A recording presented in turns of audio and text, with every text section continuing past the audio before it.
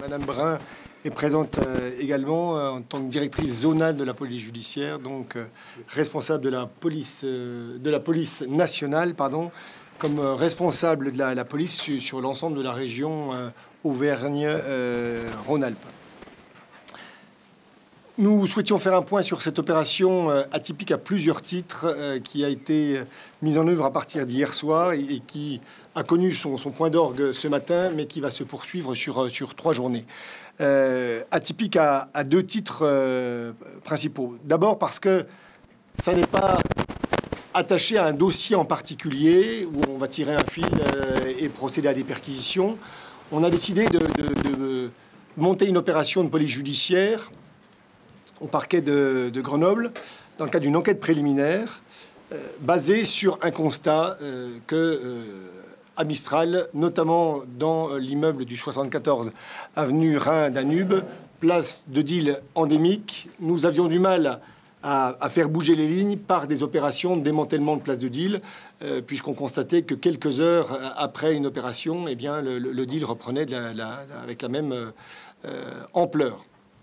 Et donc l'objectif a été d'ouvrir une enquête pour être en capacité de monter une opération de police judiciaire afin, à un moment donné, de faire un diagnostic précis et de pouvoir procéder à des perquisitions sans assentiment dans la plupart des appartements de cet immeuble. Cet immeuble compte 64 appartements. 24 d'entre eux étaient des appartements vacants. Et 24 autres ont été ciblés comme étant des appartements occupés par des personnes en lien avec le trafic ou des personnes susceptibles d'être victimes du trafic parce que présentant des profils de vulnérabilité qui, malheureusement, sont exploités par les trafiquants de stupéfiants pour pousser ces personnes à accueillir des trafiquants ou en tout cas à héberger du numéraire ou des produits stupéfiants. Donc, la détention de la juridiction grenobloise a autorisé la réalisation de 24 perquisitions, c'est-à-dire sous la contrainte, pour nous permettre, lors de cette opération de police judiciaire de ce matin, d'avoir une vision la plus précise possible de ce qui se passe dans cet immeuble.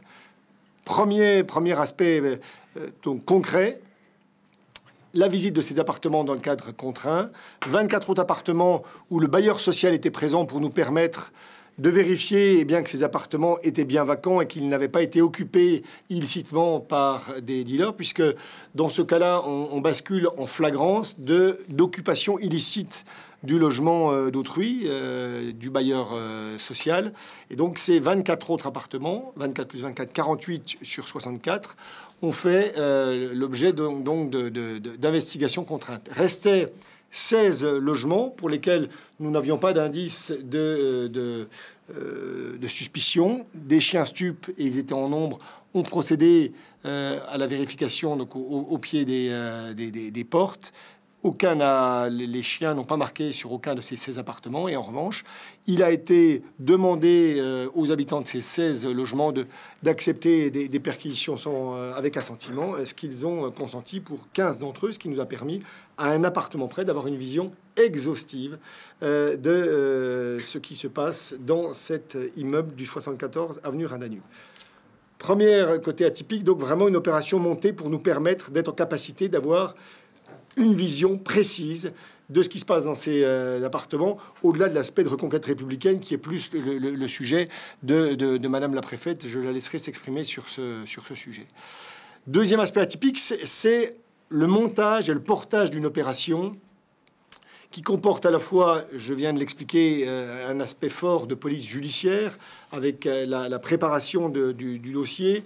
Un juge des libertés et de la détention n'autorise pas comme cela une perquisition. Il faut, et ça a été tout le travail de la police nationale, de monter une procédure pour objectiver à la lumière de procédures précédentes eh bien, toutes les appartements dont il paraissait intéressant de pouvoir procéder à des perquisitions. Et c'est sur la base de ce procès-verbal extrêmement solide et fouillé que le juge a autorisé donc ces perquisitions. Mais nécessité d'articuler police judiciaire et police administrative, puisque la préfète du département est la chef dans le département de la police administrative, c'est-à-dire de cette police qui concourt à la prévention de la délinquance, à la différence du procureur qui, lui, est en charge de diriger la police judiciaire dès lors qu'il y a commission d'infraction. Et on voit bien que dans ce type d'opération, eh bien, il faut sécuriser les alentours. Il y a toute la problématique éventuelle des étrangers sans titre qui est une problématique qui relève de l'autorité de Madame la préfète. Et donc, la nécessité, pour être vraiment efficient, de travailler étroitement ensemble, préfet, procureur, ce qui est assez inhabituel au quotidien. Au final, une opération donc, qui a amené, entre hier soir et ce matin, il y a peut-être à attendre d'autres saisies dans les 2 jours et demi à venir, puisque cette opération va se prolonger sur 2 jours et demi.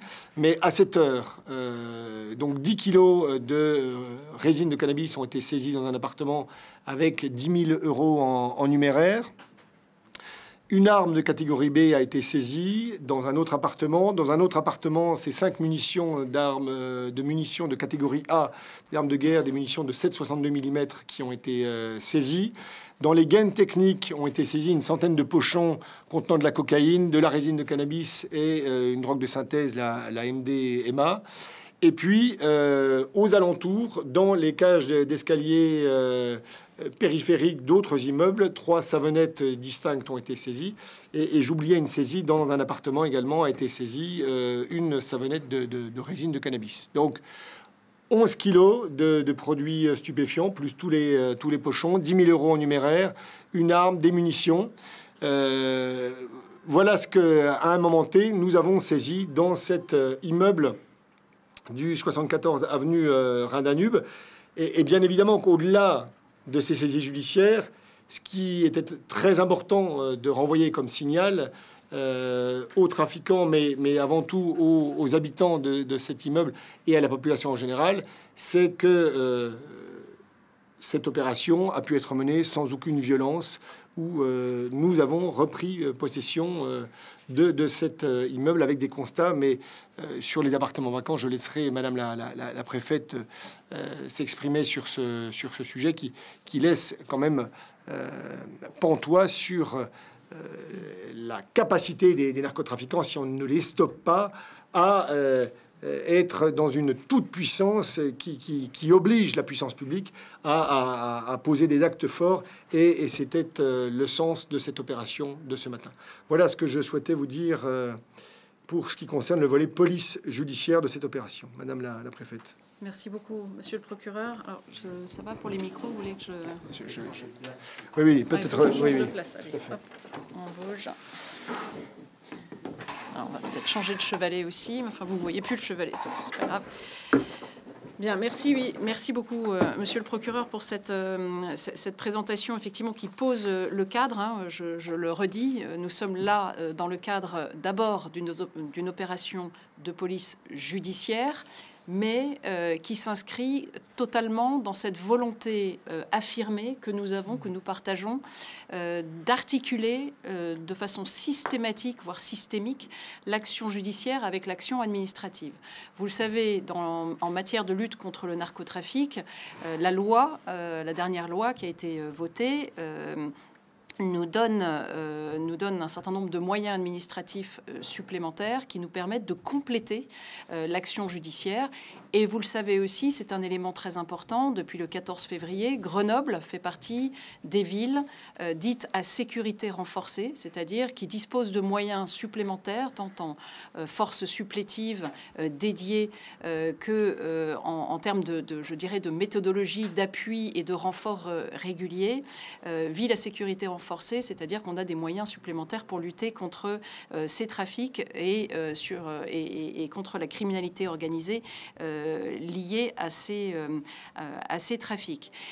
Ce programme Ville à sécurité renforcée part de cette base de travail que je viens de décrire, c'est-à-dire cette articulation systématique entre l'action judiciaire et l'action administrative. Et c'est vraiment grâce à cette articulation que nous avons atteint finalement une efficacité vraisemblablement augmentée et redoublée.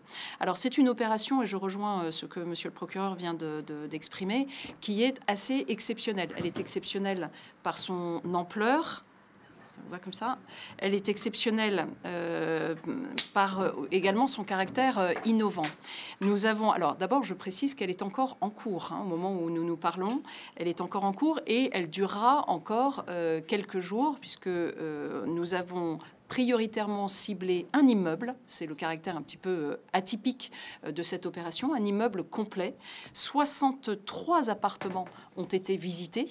Vous voyez l'ampleur du travail que cela représente et en termes de déploiement pour les forces de sécurité intérieure, ce que cela induit. Donc un immeuble complet, et nous avons ensuite, dans un second temps, après cette première phase très, très importante de notre opération, eh bien, élargi à d'autres secteurs du quartier Mistral à Grenoble. C'est une opération également de très grande ampleur et très exceptionnelle par les moyens qui ont été mobilisés. Je rappelle, nous avons environ 400 policiers qui ont été mobilisés, 85 enquêteurs de police judiciaire, 300 effectifs de voie publique avec 2 renforts de compagnies de CRS, des services de la police aux frontières également mobilisés, les services des douanes qui continuent au moment où je vous parle d'effectuer un certain nombre de contrôles, et des agents à la préfecture pour le volet administratif qui sont mobilisés depuis 5 heures du matin aujourd'hui pour eh bien, se préparer à réceptionner les éventuelles identités de personnes qui auront pu être interceptées, interpellées, pour pouvoir les traiter, notamment au titre du droit des étrangers. Donc, déploiement exceptionnel, méthode atypique, exceptionnelle, puisqu'encore une fois, on a ciblé un immeuble complet. Alors pourquoi cet immeuble? Eh bien parce que nous avions tout un faisceau d'indices et d'événements ces derniers mois qui nous ont bien confirmé que le quartier Mistral devait être un quartier absolument prioritaire dans le cadre de notre lutte contre le narcotrafic. Je rappelle que c'est à Mistral qu'il y a eu cette attaque à la voiture bélier au début de l'année 2025. Je rappelle également, puisque ça avait fait l'objet aussi de plusieurs articles dans la presse à ce moment-là, qu'il y avait eu au sein de cet immeuble particulièrement, des locataires qui s'étaient retrouvés presque contraints, et pour certains d'entre eux contraints tout court, de quitter leur logement pour pouvoir échapper aux menaces, aux intimidations et à cette occupation négative de l'espace, des communs, des cages d'escalier, etc., qui étaient entretenus et maintenus par tous ces trafiquants. Donc c'est une opération qui remplit finalement ce contrat de ville à sécurité renforcée. On s'est donné les moyens, sous l'autorité du procureur, eh bien d'une enquête judiciaire la plus poussée qui soit, pour pouvoir avoir un ciblage le plus précis possible. Des moyens, ça aussi, ça faisait partie de ce contrat, des moyens très renforcés et très importants. J'ai donné quelques chiffres qui sont assez parlants s'agissant des forces de sécurité et des forces en termes d'enquêteurs mobilisés pour nous permettre d'avancer, et des résultats qui ont été évoqués par le procureur, mais que je compléterai effectivement sur le volet là aussi assez atypique que nous avons pu découvrir au terme de cette première phase de l'opération. 24 appartements vacants qui avaient été littéralement soudés par les trafiquants. C'est-à-dire que vous aviez des portes d'entrée qui n'étaient plus ouvrables. Elles avaient été soudées en plusieurs endroits. Il a fallu intervenir à la disqueuse pour pouvoir rétablir l'accès et restituer ces appartements aux bailleurs pour en faire profiter évidemment des futurs locataires.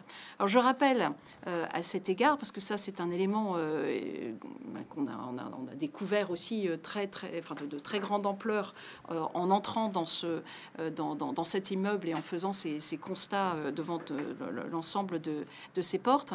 Ce qui est recherché dans notre opération aujourd'hui, et dans les jours qui viennent, c'est bien d'adresser plusieurs messages. D'abord, on adresse un signal aux habitants. On est avec eux. On se mobilise très fortement. On restitue via le bailleur ces appartements qui aujourd'hui sont vacants, mais on sait que ils ne sont pas vacants pour de bonnes raisons. Puis quand on connaît la situation du logement et les besoins en logement, on se doute bien qu'on trouvera preneur. On se réapproprie l'espace public. Et puis le deuxième message, évidemment, c'est un message aux trafiquants. L'espace public ne leur appartient pas. Nous nous réapproprions cet espace, nous le rendons aux habitants de ce quartier et nous travaillons et nous ne lâcherons pas jusqu'à ce que les résultats soient assis définitifs. Nous ne lâcherons pas cet objectif de reconquête républicaine et de réappropriation de l'espace public au bénéfice des habitants. Je rappelle, et ce sera mon dernier point, que ce sont toujours les populations les plus défavorisées qui sont les premières victimes de ces voyous, de ces narcotrafiquants. C'est important de le rappeler parce que ce sont des victimes jusqu'à l'intérieur de leur propre logement, que ces intimidations, ces menaces insupportables que certains ont pu avoir à subir, c'est intolérable dans notre République. Et encore une fois, nous ne lâcherons pas cette belle cause de la réappropriation de l'espace et de la reconquête républicaine. Très rapidement, Madame la Préfète, Monsieur le Procureur, tout a été dit sur cette opération. Moi, je tiens, en tant que directeur, à saluer l'engagement sans faille de l'ensemble des équipes sur un projet qui a plusieurs mois, qui a pris du temps à être élaboré, qui a montré toute l'efficacité du travail inter-service de la police nationale, puisque tous les services, Madame la Préfète l'a dit, que ce soit la police aux frontières, que ce soit la police judiciaire, que ce soit la sécurité publique, le renseignement territorial, tout le monde a participé afin d'élaborer un diagnostic précis de ce qui se jouait, de ce qui se passe dans ce quartier et dans cet immeuble. D'ailleurs, nous travaillons aussi sur d'autres quartiers et évidemment, cette opération aura vocation à se reproduire dans la mesure où, comme l'a dit Madame la Préfète, il n'y a pas l'état de droit est chez lui partout. Il n'y a pas de zone de non-droit à Grenoble.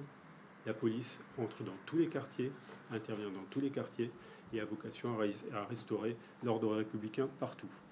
Donc c'est un travail en profondeur que nous engageons aux côtés de l'autorité judiciaire et de l'autorité préfectorale. Je dois souligner également que notre directrice zonale a permis d'obtenir des renforts des autres départements. Et voilà, c'est cette police nationale-là qui travaille de concert avec l'autorité administrative, l'autorité judiciaire, qui obtient les meilleurs résultats. Et nous continuerons à nous battre pied à pied contre les trafiquants de stupéfiants sur Grenoble. Est-ce que vous avez des questions ? Excusez-moi, je voulais savoir, quand vous établissez le bilan des saisies qui ont été effectuées, vous parlez d'une dizaine de kilos de stupéfiants et d'environ 10 000 euros en numéraire. Est-ce que c'est à ajouter à la saisie qui a été effectuée hier? Non, c'est un total, puisque les opérations ont commencé dès hier, et donc c'est à ajouter, enfin c'est un total. Donc, en l'occurrence, on parle bien de cet appartement dans lequel 10-12 000 euros en numéraire et une dizaine de kilos de drogue au pluriel, il n'y aurait pas que de la résine de cannabis, ont été saisis hier. Absolument. Très bien, merci. Et je le rappelle, l'opération se poursuit. Et encore quelques jours. Là, elle se poursuit, c'est-à-dire elle est en cours. Les policiers sont encore dans certains immeubles. Ils sont voilà, encore tourne avec les chiens, quartiers. notamment dans les espaces communs. On a retrouvé 3 savonnettes là dans la matinée, dans différentes cages d'escalier. On profite d'avoir des moyens vraiment très supérieurs à ce dont disposent actuellement les policiers, à la fois en termes de sécurisation et de moyens opérationnels avec des chiens stupéfiants pour procéder vraiment à un inventaire très, très, très large. Là, des espaces communs, autant au 74 avenue Rhin-Danube, c'était une opération préparée qui permettait d'utiliser la contrainte pour rentrer dans les appartements. Autant dans les autres immeubles, c'est avant tout les espaces communs qui sont privilégiés. Enfin, les contrôles des espaces communs qui sont privilégiés. Est-ce qu'on suit à moyen constant, c'est-à-dire toujours avec les 400 policiers ça va déflater progressivement. Les 400 étaient engagés ce matin et enfin, uniquement sur le 74. Absolument. Est-ce qu'il y a eu une ou des interpellations ce matin? Oui, on est à 3 interpellations. Alors c'est vrai qu'on peut dire que c'est pas beaucoup. Et c'est-à-dire que l'arrivée des forces de l'ordre a pu amener certains à s'enfuir à la vue de se disposer de l'arrivée de ce dispositif impressionnant. Ça n'est pas impossible. 3 interpellations en tout cas. Donc entre hier soir et ce matin. Alors non, si je compte hier soir, on est à 4. Oui, c'est 4 interpellations. Oui. Et du coup, pardon, la somme de 10 000, 12 000 plus les 10 kilos de drogue, c'était hier soir. Enfin, globalement, c'est ça. 10 000 euros et 10 kilos de... Il n'y a pas eu de grosse saisie. Ce matin, on est sur des centaines de pochons, enfin une centaine de pochons, et sur des savonnettes qui ont été trouvées en plusieurs endroits différents. Outre l'arme de catégorie B et les munitions de catégorie A. On a parmi les saisies, j'y reviens parce que c'est quand même très atypique, hein, et j'insiste là-dessus, 24 appartements. Enfin, d'une certaine manière, on peut les qualifier comme étant, en faisant partie du résultat du bilan de cette opération. On a 24 appartements qui étaient fermés, scellés, soudés. On rouvre les portes. On restitue au bailleur. Donc ça fait partie aussi du volet bilanciel, et je pense que c'est vraiment important qu'on le signale. Parce que c'est une surprise. En tout cas, dans mon esprit, les logements vacants étaient surtout des logements susceptibles d'être utilisés par les narcotrafiquants en s'appropriant l'appartement, en changeant le barillet, pour en faire des lieux nourrices. Et donc, j'imaginais en tout cas que des saisies pourraient être faites à l'intérieur. La surprise, c'est que c'est des appartements qui sont soudés, enfin, les portes sont soudées, donc sont soudés également pour les narcotrafiquants, mais pour éviter que des policiers puissent venir faire des opérations de surveillance. Donc c'est en fait pour neutraliser ces appartements et éviter qu'ils soient utilisés par la police dans le cadre d'opérations de police judiciaire. C'est ça la finalité en fait de souder les portes quand on est narcotrafiquant. Donc c'est vrai que c'est un constat assez singulier, mais qui a permis, puisque tout ça a été monté en opération, enfin en étroite synergie avec le bailleur social, pour permettre au bailleur social d'installer de nouvelles portes et de se réapproprier ces appartements. Excusez-moi, s'ils les soudaient, ils les utilisaient pas. Ben non, de fait, dès lors qu'ils sont soudés, c'est des appartements qui étaient vides, effectivement. C'est l'illustration de cette appropriation négative de l'espace. C'est-à-dire qu'ils s'installaient et ils sanctuarisaient les espaces pour pouvoir se les approprier. Donc c'est pas forcément effectivement pour y stocker des choses, puisqu'effectivement la porte soudée rendait plus compliqué l'accès, mais en revanche on limite le nombre de locataires potentiels et on commence à avoir effectivement ce sentiment de toute puissance et d'installation progressive en utilisant le plus possible d'espace. D'espace qui n'a pas du tout évidemment vocation à priver des personnes de logement et évidemment dans un environnement d'ordre et de tranquillité publique qui s'impose. Parce que 24 appartements sur 64, ça représente un nombre significatif d'appartements qui étaient neutralisés par les narcotrafiquants. 35% des appartements. Sur les 24 autres appartements que vous aviez ciblés comme étant potentiellement utilisés par les narcotrafiquants et que donc vous avez pu perquisitionner sans assentiment. Absolument. Est-ce que tous étaient occupés au moment où vous êtes intervenu? Est-ce que vous en avez perquisitionné en la présence de personnes à l'intérieur? Ah oui, bien sûr. Certains n'étaient, enfin, il n'y en avait pas certains qui étaient vides. Certains, alors, ils étaient tous occupés. Il y avait un seul logement qui était finalement vacant qui était libre de. Mais tous les autres étaient habités.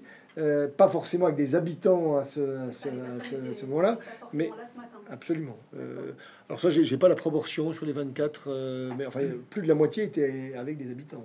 Et ceux qui étaient occupés par des personnes présentes à votre arrivée ont réagi comment à ces perquisitions? Vous savez, là, il il y a une saturation de l'espace par des policiers, ce qui fait que plus personne... Enfin, autant quand il y a un rapport de force, entre guillemets, de 2-3 policiers qui perquisitionnent, ça c'est il peut y avoir des noms d'oiseaux et autres. Là, il y avait de tels moyens engagés, des personnels également au niveau du périmétrique à l'extérieur de la tour. Tout s'est passé dans un calme total. Total. Donc il n'y a pas eu de portes qui ont dû être fracturées Alors, il y a quelques portes qui ont été fracturées sur les appartements les plus sensibles. Mais c'est quelques unités Pourquoi? Parce que sur les appartements les plus sensibles, on veut garder l'effet de surprise au maximum pour éviter soit une réaction violente, soit la disparition dans les toilettes ou autres des produits stupéfiants. Mais ça a été limité à quelques appartements où là, on n'a pas frappé à la porte avant d'éventuellement utiliser la contrainte.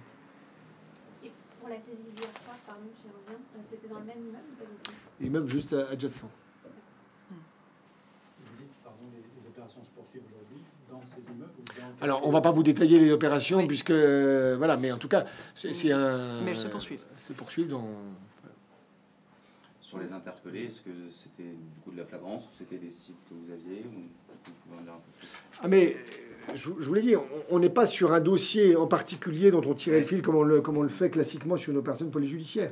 Là, c'est une opération de police judiciaire. On part à l'inverse. C'est d'un constat d'une place de deal endémique sur laquelle on veut signifier notre capacité à pouvoir investiguer. C'était inhabituel, donc on ne savait pas comment allait réagir le juge des libertés de détention, mais au visa du... mais vraiment, là j'insiste, de la façon dont cette opération a été montée, en rappelant tous les faits depuis plusieurs mois, au-delà du fait qu'il est connu de tous que c'est une place de deal absolument majeure sur Grenoble, le fait que beaucoup d'habitants de cette tour sont, précisément parce que les appartements vacants sont neutralisés avec des portes soudées, les produits stupéfiants sont davantage cachés chez les habitants. D'où l'opération qui a été menée à rebours, pas dans le cadre d'une opération précise, mais dans le cadre d'une opération générale. C'est la Donc, première fois que ça arrive, ça. Un immeuble complet fouillé de fond en comble. C'est possible. Moi, en tout cas, c'est la première fois que je monte une opération de cette nature-là. À Grenoble, oui, c'est la première fois. C'est très inhabituel, oui, absolument. Et pour répondre vraiment à votre question, comment ça se... Juridiquement, on est dans le cadre d'une enquête préliminaire avec des autorisations de perquisition délivrées par un juge des libertés de détention. En revanche, dès qu'on trouve des produits stupéfiants, ou des armes, ou des armes de catégorie B, des munitions de catégorie A, on bascule en flagrance d'une infraction qui est en train de se commettre. Donc c'est de la flagrance pour les cas. Ben, ça devient de la flagrance, Oui, une fois qu'on découvre des infractions. Voilà ce qu'on pouvait... Les appartements vacants étaient tous fermés par... Tous soudés. Est-ce que le bailleur social avait des appartements qu'il allait fermer lui-même? Non, mais c'était pas fermé, on insiste, c'était des portes soudées, et il a fallu, c'était plusieurs minutes à chaque fois, il y avait 7 à 8 points de soudure vraiment majeurs.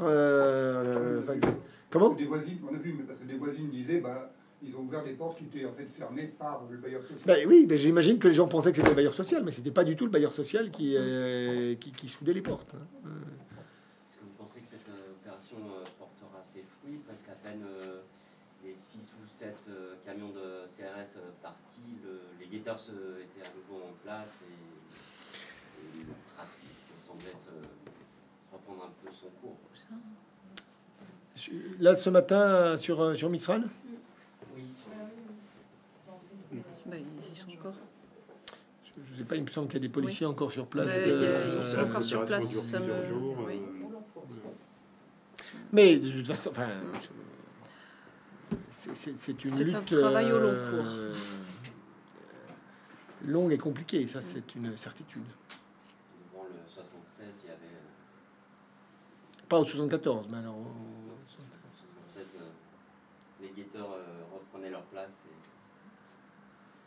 le trafic semblait reprendre son cours. Tant que nous aurons des toxicomanes consommateurs de stupéfiants, nous aurons des revendeurs de stupéfiants. Ça, c'est une autre donnée de l'équation qu'il va falloir s'approprier de façon plus énergique. Surtout à Grenoble, où les consommateurs sont plutôt des gens insérés, à la différence de ce que j'ai pu connaître dans l'Est de la France, où c'était des consommateurs d'héroïne très désocialisés. Là, on a des étudiants, des salariés, des cadres qui consomment beaucoup de cocaïne, notamment. Et ça, c'est un sujet, il va falloir qu'on arrête de se cacher aussi. C'est ces gens-là, c'est ces toxicomanes qui créent la puissance financière des revendeurs de produits stupéfiants. Hein. Donc, on peut faire des choses au niveau police nationale, mais il est certain que sans une prise de conscience collective de tous ces toxicomanes qui, par tous leurs petits achats, eh bien, génèrent les profits gigantesques que réalisent les narcotrafiquants au quotidien sur le territoire national. Merci à vous. Merci. Merci beaucoup.